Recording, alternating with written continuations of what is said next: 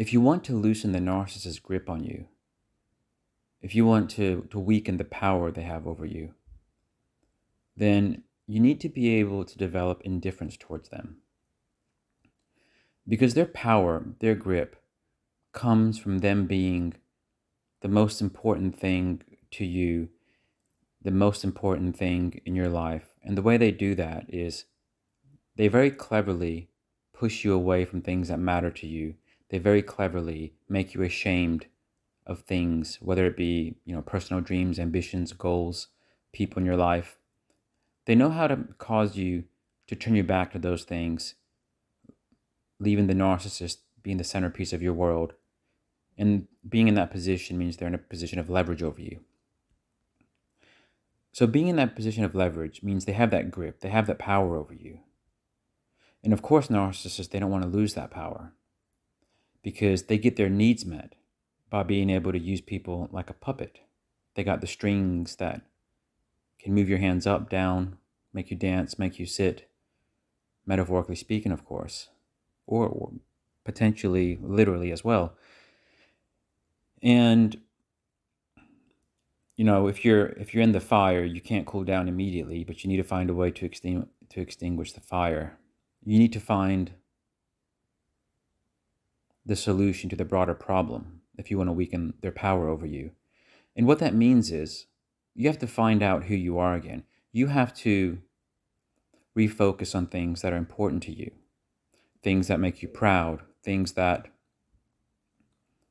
make you feel more purposeful, light, chirpy, basically any good feeling.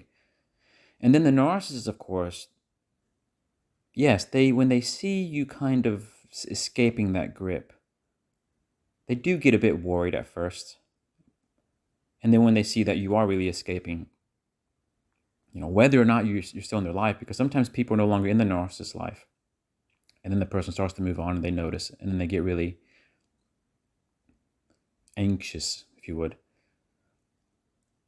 But them losing power over people who would not only serve them, but would regulate their emotions just by them being able to hold that leverage, it really is their kryptonite.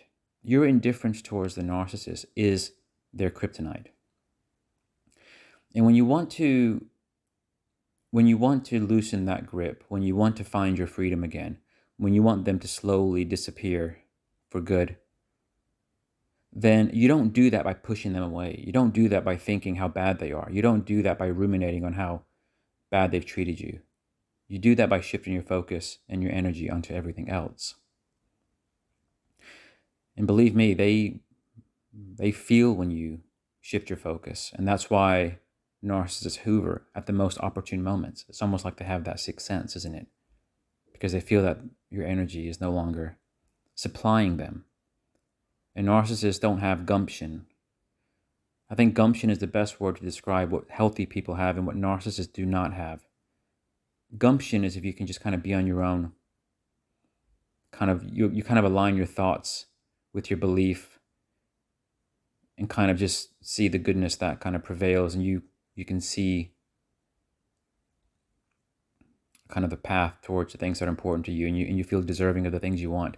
That's an energizing energy that comes off the back of that way of thinking, that way of believing, and that perspective when it all kind of aligns. You self-energize, and then you can interact with other people and they benefit from it. But narcissists don't have that gumption. They don't have that self-created energy that they can then share with others. Instead, they get their energy from putting other people down, causing other people to basically become depleted, and then the narcissist hoovers up that energy, recycles it as if it were theirs from the start. But of course, narcissists don't really realize they're doing that. That's just their natural way.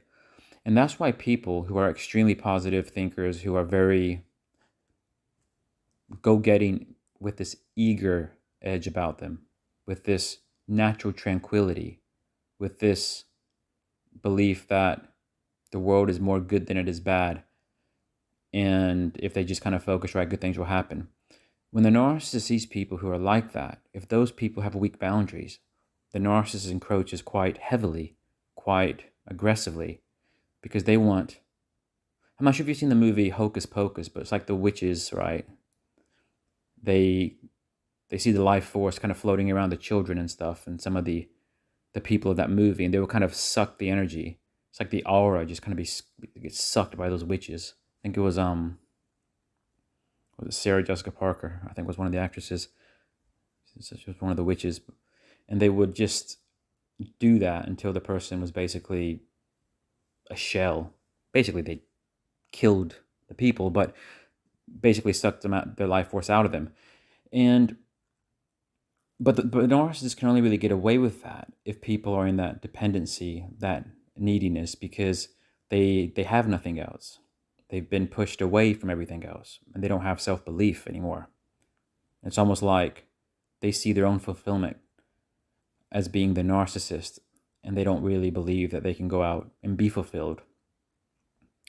But you break all that by becoming indifferent towards them, both in your behaviors, actions, and your energy. And you become indifferent towards them by focusing on everything that's important, the things you want, not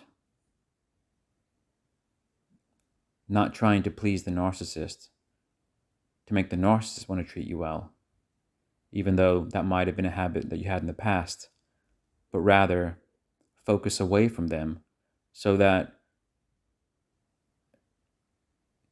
everything that you have to offer for yourself is going into the things that are actually going to yield some kind of outcome for you.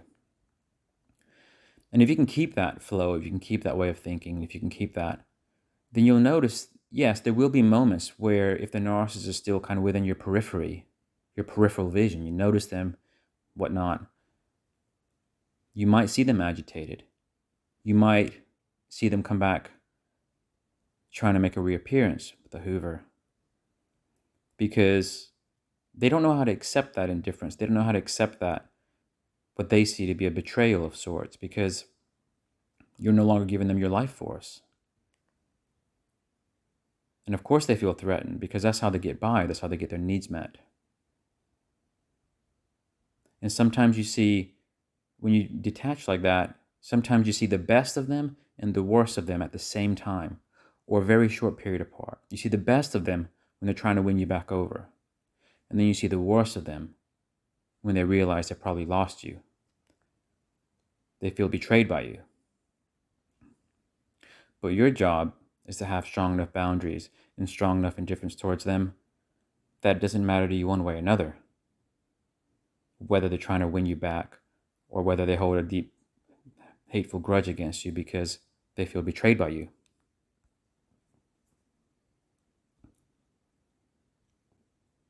Thanks for watching.